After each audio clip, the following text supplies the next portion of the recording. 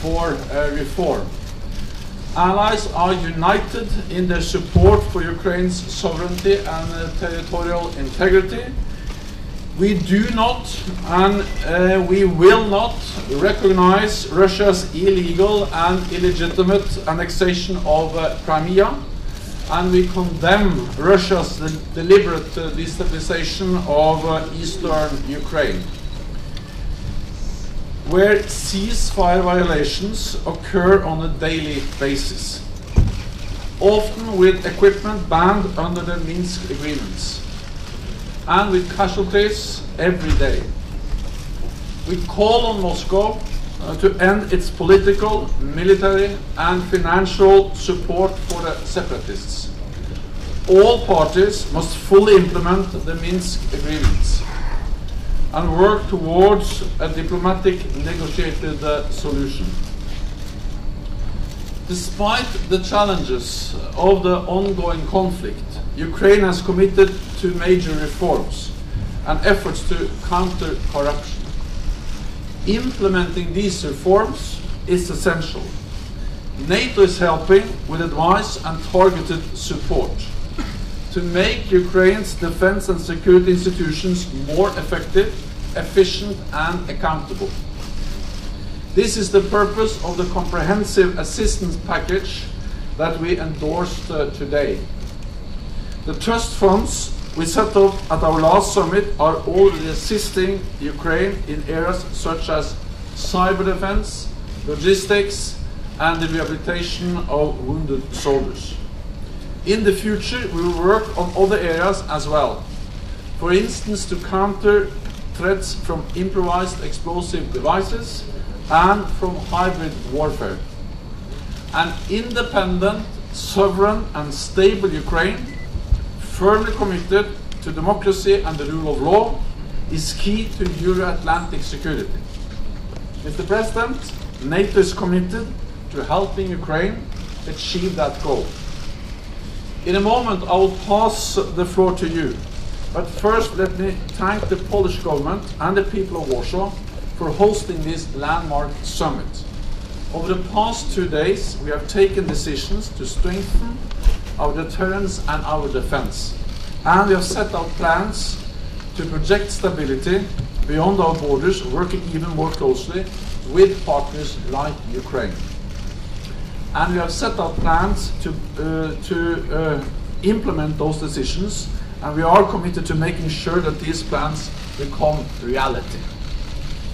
And that NATO remains a fundamental source of security for our people and stability for the wider world.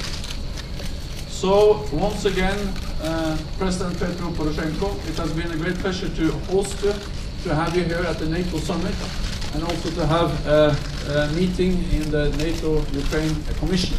We have met several times in Brussels, in Kiev, in Ukraine, and now also at this summit here in Warsaw. So I think our meetings, the summit we just ended, are expressions of the same strong, united message. NATO stand in solidarity with Ukraine. So please tell the floor.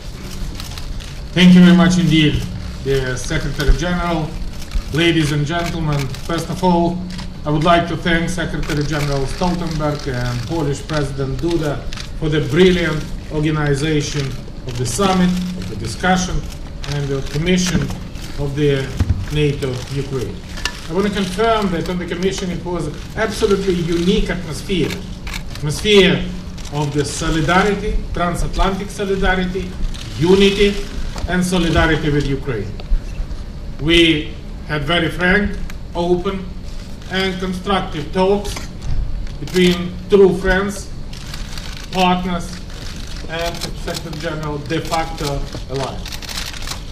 Ukraine enjoyed special place at this NATO summit in Warsaw.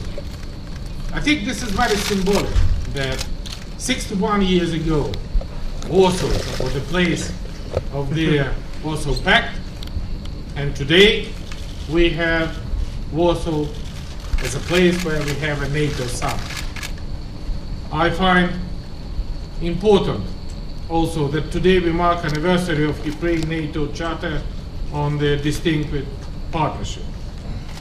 We highly appreciate the decision to have Summit of Ukraine NATO Commission established by this charter on these very days 19 years ago.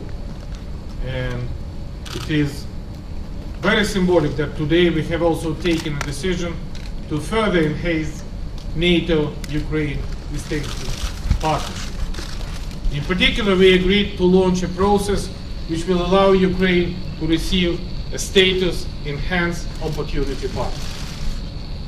This status envisaged deepened security relations and ensured stronger interoperability with the NATO alliance. This decision demonstrates that NATO stands firmly for Ukraine.